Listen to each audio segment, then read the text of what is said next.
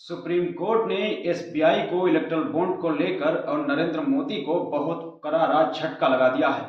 मैं आपको बता दूं, इलेक्टोरल बॉन्ड पर एसबीआई ने जो समय मांगा था 30 जून का, कि हम 30 जून तक ये जानकारी सार्वजनिक कर पाएंगे, वहीं जो है सुप्रीम कोर्ट ने एसबीआई को फटकार लगा दी और ये कहा कि मुझे कल तक यानी कल 12 मार्च और 2024 तक मुझे ये जानकारी चाहिए।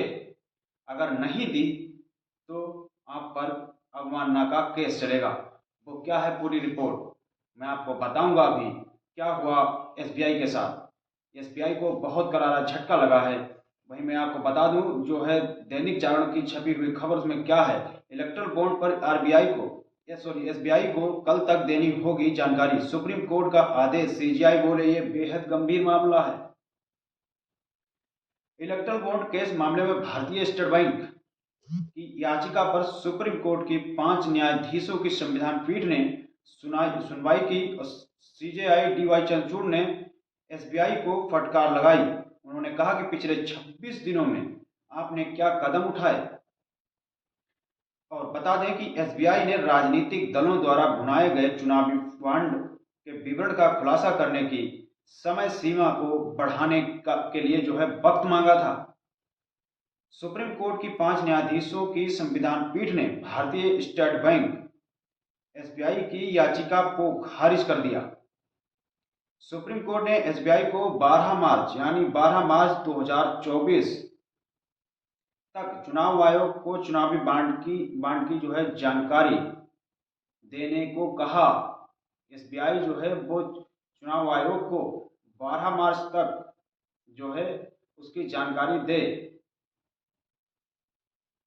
इसी के साथ सुप्रीम कोर्ट ने चुनाव आयोग को 15 मार्च को शाम 5 बजे, सुप्रीम कोर्ट ने कहा कि चुनाव आयोग को 15 मार्च शाम 5 बजे तक अपनी आधिकारिक वेबसाइट पर जानकारी पब्लिश करने का निर्देश दे दिया।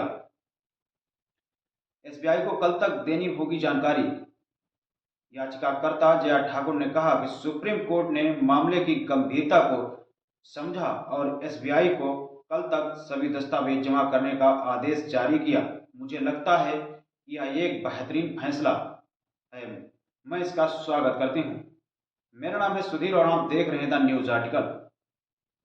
भारतीय स्टेट बैंक की याचिका पर सुनवाई करते हुए सीजेआई डीवाई चंद्रचूड़ ने उन्हें फटकार लगाई।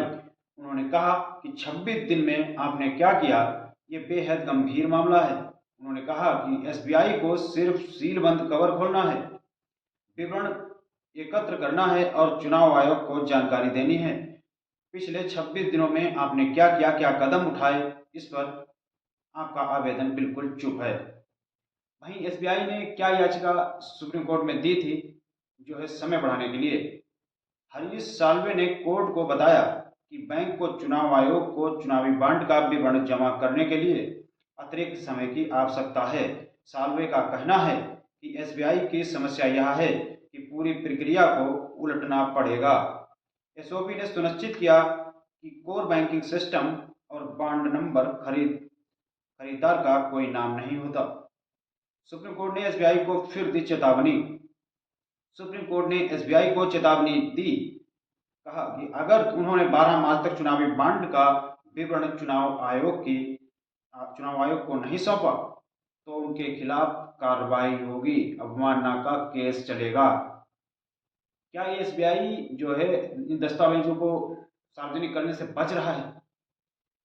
क्या अब लोगों की पोल खुलने वाली है कि ये करोड़ों का चंदा, जो लाखों का चंदा जो मिला है पार्टियों को, उसको बताने में एसबीआई क्यों घबरा रहा है? लेकिन अब तो ये सार्वजनिक करना ही पड़ेगा।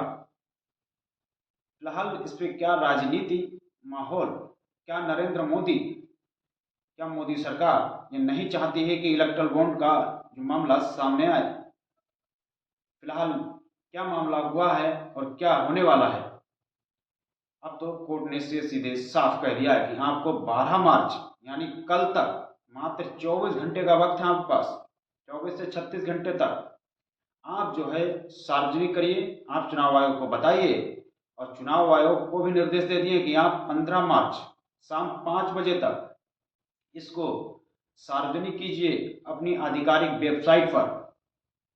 इससे चुनावी जो है राजनीति में क्या बदलाव होगा, क्या जानकारियां ये सामने आएंगी, ये जो है बॉन्ड के जरिए से कितना पैसा किसको मिला है, क्या ये किसी गरीब ने दिया है या फिर किसी अमीर ने या फिर अडानी अंबानी या फिर मेरे जैसे लोगों ने दिया है, ये सब खुलासा होना चाहिए। क्योंकि ये चंदा जो है वो आम जनता देती है, तो आम जनता को ये जानकारी होना बहुत जरूरी है। पता तो चले किस पार्टी को कहाँ से चंदा मिलता है और कौन देता है, इस चंदे के बदले में आखिर मिला क्या है, क्या सरकार ने उनको दिया है और क्या सरकार को मिला है। क्या हो सकता है कि वो सरकार उनसे 1,000 रुपये ले और उनको 10,000 का फायदा करवाए। फिलहाल ये जानकारी सार्वजनिक होनी चाहिए और लोगों की ये मांग भी थी कि ये जानकारी सामने आए, तब पता चलेगा कि किस पार्टी ने कितना चंदा लिया और किस धन्ना सेठ ने चंदा कितना दिया है, उसके बदले में आखिर उसको क्या मिला है। फिलहाल ये पूरी जानकारी के लिए जो है लगातार लोग जानने की कोशिश कर रहे थे कि आखिर क्या होगा चुनावी बॉन्ड का। कुछ लोग तो ये संदेह लगा रहे थे कि सरकार कोई ऐसा विधेयक पास कर लेगी, उसके बाद फिर चुनावी बॉन्ड आपको देखने को नहीं मिलेगा। लेकिन सुप्रीम कोर्ट ने एसबीआई को एक करारा फटकार लगाया है। वहीं जो है अब एसबीआई को कल तक ये जानकारी जो है वो चुनाव आयोग को देनी पड़ेगी। अब मात्र चुनाव आयोग के पास 24 घंटे ही बचे हैं। फिलहाल चुनाव आयोग के पास जो है एसबीआई के पास 24 घंटे बचे हैं। चुनाव आयोग को जब ये पूरी डिटेल सौंपी जाएगी तो चुनाव आयोग को 15 तारीख शाम 5 बजे तक ये डिटेल सार्वजनिक करनी पड़ेगी। आप लोग नजरें बनाए रखिए खबर पर, देखते रहिए क्या होता है चुनावी बॉन्ड में, कितना पैसा कहां से आया, किस पार्टी को मिला। वो तमाम पार्टियां हैं जिनको चंदा मिलता है। बहुत सी पार्टियां ऐसी हैं, राष्ट्रीय पार्टी हैं, लेकिन उनको चंदा नहीं मिलता।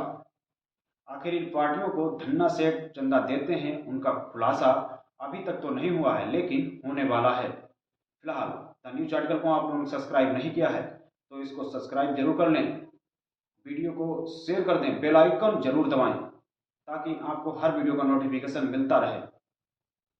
बाकी इस पूरी बातचीत पर आप लोगों की प्रतिक्रिया है, अपनी प्रतिक्रिया कमेंट बॉक्स में जरूर दें। शुक्रिया।